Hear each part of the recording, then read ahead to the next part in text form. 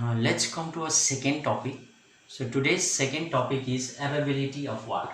Means availability means how much water is available on the earth, and in that total water which is available on the what is the fresh water which can fresh water that is available on the earth, and that on that fresh water what is the total amount of water in which is present in underground, total amount of water in which human being can use or usable underground water or water present in seas and oceans. And from this water present in seas and oceans and underground water, what is the actual amount of fresh water in which human being can use directly. So all this availability of water we'll do in details. Okay, so there's small activity just you can see on the board.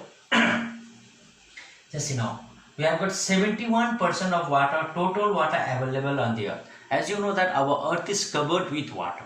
Almost 71% of the earth is covered with water. If you see the land, there is only 29% is land. Means most of the part of the earth is covered with water. That means there is water everywhere. That means almost that is, we can say 71% is the total amount of water available on the earth.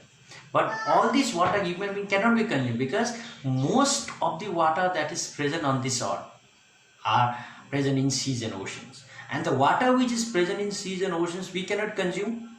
So they are salty water, they contain a lot of salt, saline water, so we cannot consume. So just see this board. Now total water available on the earth is 71%. From this 71% or from this total water which is available on the earth, 97.4% water is present in seas and oceans. So we cannot consume. Just think that a bucket of water is the total water that present. That is total water on the earth. Think it is as a bucket, a small activity. That means if you remove this 97.4% seas and ocean water from this bucket, then we will left out with only 2.6% water. Like you take a mug of water from this bucket, it is only 2.6% water. Now, only this 2.6% water is what? Total fresh water available on the earth. So after removing this water present in seas and oceans, total fresh water available on the earth is only 2.6% water. Now, from this 2.6% water also, now from this total fresh water which is available on the earth, most of the water which is present in frozen water. That means most of the water, total fresh water are frozen water.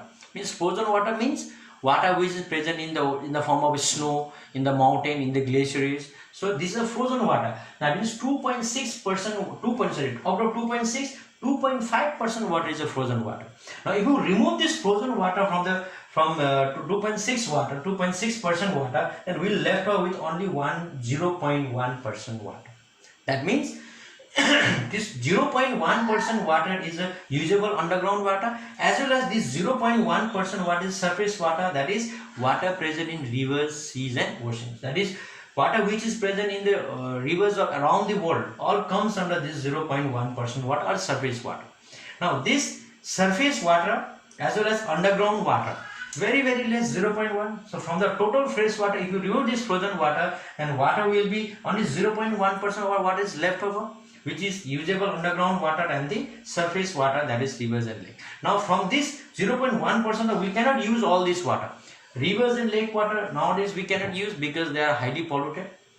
Even underground water, some part of underground water also polluted. So if you remove this polluted water, means if you remove rivers and lake water get removed. Okay, so like a spoon of water from this mug and a glass of water from this mug. So this much is the amount of water, usable water and usable underground water and the surface water. If you remove these two amount of water, that's polluted water from this usable underground water and surface water, then we left out with only 0.006%. That means water which is fit for human being, or water which human being can consume today from the earth directly. Water in which human being can consume from the earth today is only 0.006. Removing all the polluted water, removing all the water, frozen water, removing all the water from seas and oceans, we left over with only 0.006% water. This is the amount of water that is available on the earth in which human being can consume directly. So it is very less as compared to whole water. So this is what we call availability of water. That means finally we can say that water which is available for the human being, fresh water which is available for the human being in which human being can consume directly today is very less as compared to a whole water. So to understand this, so this activity shows that water which is how much water is available to us, or water which is available for human being to consume directly. Fresh water which in which human being can consume directly is very less, that is 0.006 as compared to cold water. And these are the things, these are the activity that shows the availability of water to us for human being. Okay, so this is what we have in the first second topic. Now we will move on to a third topic. So let me rub this.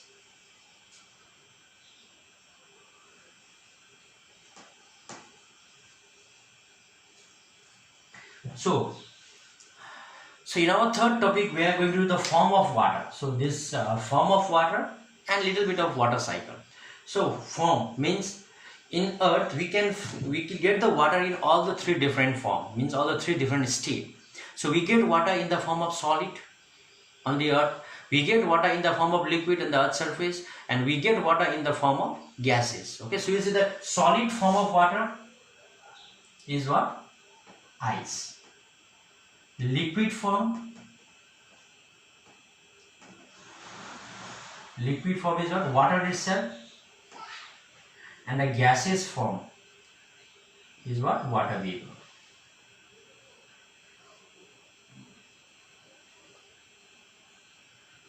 So these are the three form of water, three state of water. Ice as a solid form, water as a liquid form, and water vapor as a gaseous form. Now even we know that where are these three form of water present on the earth. So ice, you know, is present in mountain. So ice is present in the mountain, okay, in the glaciers. Water, liquid form of water, that is liquid, it's a water itself is present in the form of seas and oceans, rivers, ponds. Use underground water, huge amount of water is present in the form of liquid on the earth's surface, okay. And gaseous form of water is in water vapor, which is present in the atmosphere. So these are three form of water: solid form as ice, liquid form as water, and gaseous form as water vapor, and present on the surface of the earth. Now these three form of water, okay, we can observe this in the water cycle also. We can see in the water cycle also. Now you know what is water cycle, as you have already done in class 6, I guess, but little bit of water cycle we will be doing. Now water cycle means what? It is a constant circulation of water on the earth surface. That means constant circulation of water on the earth surface is known as water cycle. Now how the circulation of water takes place?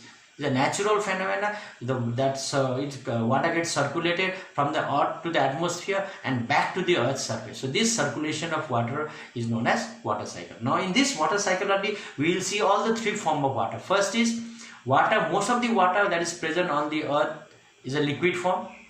That is water present in seas and oceans, rivers, lakes, ponds. So water from these seas and oceans, that is that is a water that is present in seas, oceans, rivers and lakes. So due to heat of the sun, when it rises up, when it is heated by the sun, it rises up. And forms what? Water vapor. It forms that water vapor. So this water from the seas and oceans, water from seas and ocean, river, due to heat of the sun, it evaporates and forms water vapor. It rises up, and this water vapor rises up and reaches to the higher altitude, and in higher altitudes water vapor forms as a cloud, and in this cloud water vapor present in this cloud condenses to form a droplets of water. So tiny droplets of water is formed in the cloud.